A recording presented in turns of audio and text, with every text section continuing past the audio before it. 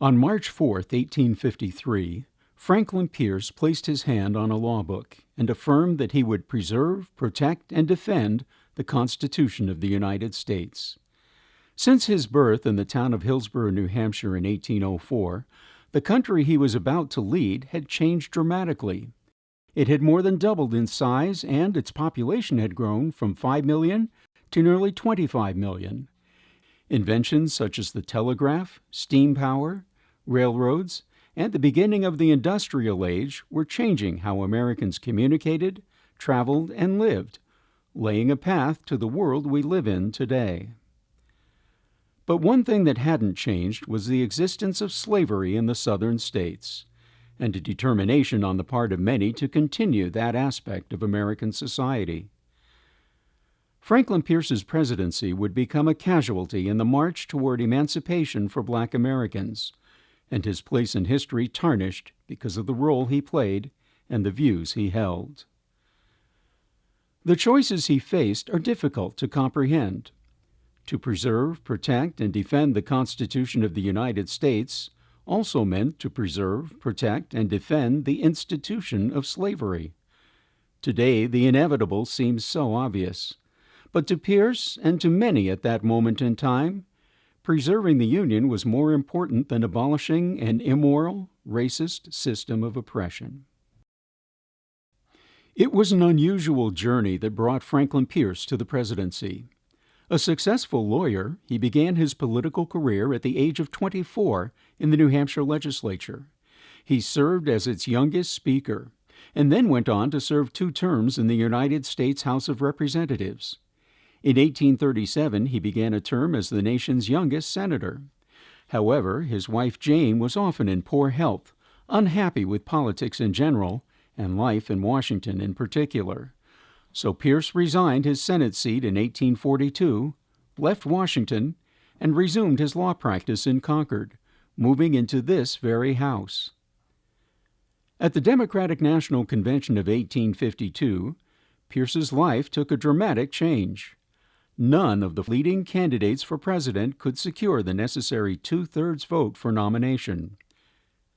To break the deadlock, Pierce was placed in nomination on the 35th ballot and subsequently nominated on the 49th. He won the presidency, carrying 27 of 31 states to defeat General Winfield Scott, under whom he had served as a brigadier general in the war with Mexico.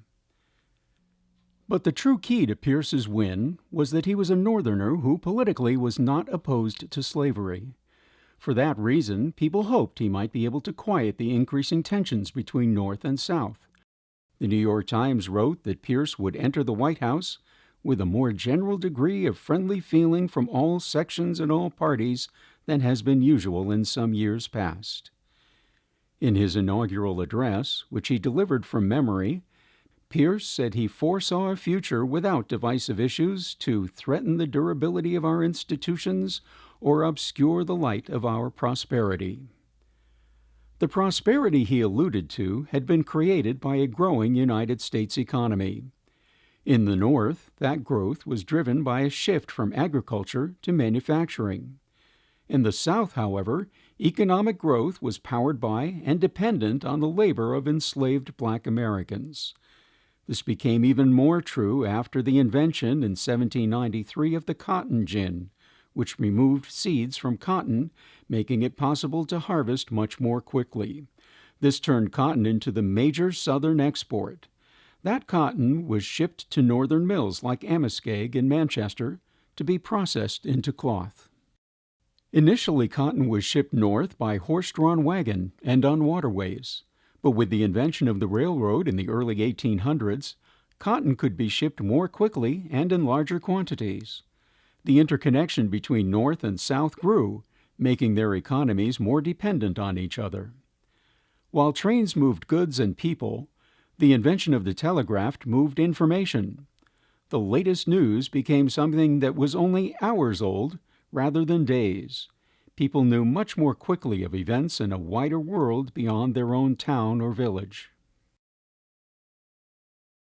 The United States was a collection of regions held together by a common bond and interest. but that bond was challenged by the existence of slavery in some of those regions. It had been a tension since the country's founding, increasing with each passing year and with the addition of each new state to the Union. As railroads and the telegraph increased connections between regions, they also increased those tensions as more and more people in the North began to express opposition to slavery. Franklin Pierce, however, remained steadfast in his belief that it was more important to preserve the Union, no matter the cost to Southern slaves. When Pierce became president, the total slave population of the United States had grown to more than 3 million. As the country expanded west, more territories were organized, and as each of those territories sought statehood, a series of compromises attempted to keep a balance between slave states and free states.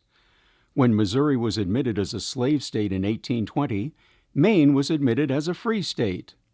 The ensuing decades added 3 slave states, Arkansas, Texas, and Florida, and 3 free states, Michigan, Iowa, and Wisconsin. California's admission as a free state in 1850 upset that balance. However, Senator Henry Clay put together a package of bills that became known as the Compromise of 1850. Among its provisions was increased enforcement of the fugitive slave law.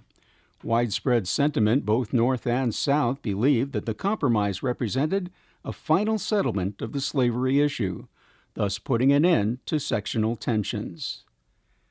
That was not to be, and Franklin Pierce would preside as president when tensions escalated to new highs. Pierce had been in office for less than a year when Senator Stephen Douglas of Illinois presented a bill that would allow states to be organized with or without slavery as their constituents may prescribe. The Kansas-Nebraska Act, as it became known, was supported by the southern states, but it seemed to Northerners that the entire unsettled part of the country was now open to slavery. Pierce was a loyal Democrat, and the bill had been proposed by an important Democratic senator from a northern state. Opposing it would have split the party, caused resignations in his cabinet, endangered confirmation of government positions, as well as ratification of important international treaties. Pierce endorsed the Kansas-Nebraska Act and made support for it a test of party loyalty. But passage of the bill in 1854 split the Democratic Party, with Northern Democrats losing many House seats in the next congressional election. Pierce took the blame for this. By the time his term ended, Kansas itself had become a battleground, with disputed elections and, for a time, 2 legislatures and 2 state constitutions vying for federal approval. The United States Constitution that Franklin Pierce swore to protect said very little about slavery. Indeed, the words slave and slavery never appear in it. With no guidance from the Constitution about how to deal with slavery's expansion, Pierce believed that he was obeying the demands of both duty and practical necessity by supporting the Kansas-Nebraska Act. His biographer Peter Wallner concluded that he had to deal with the political system as he found it, but that the system itself prevented any solution of the slavery issue. Here in the 21st century, we know how things turned out. President Pierce did not. He acted on what he knew and felt. He believed that his decisions would prevent the country from falling apart, even though it might lead to the expansion of slavery. In effect, his choices only prolonged the inevitable.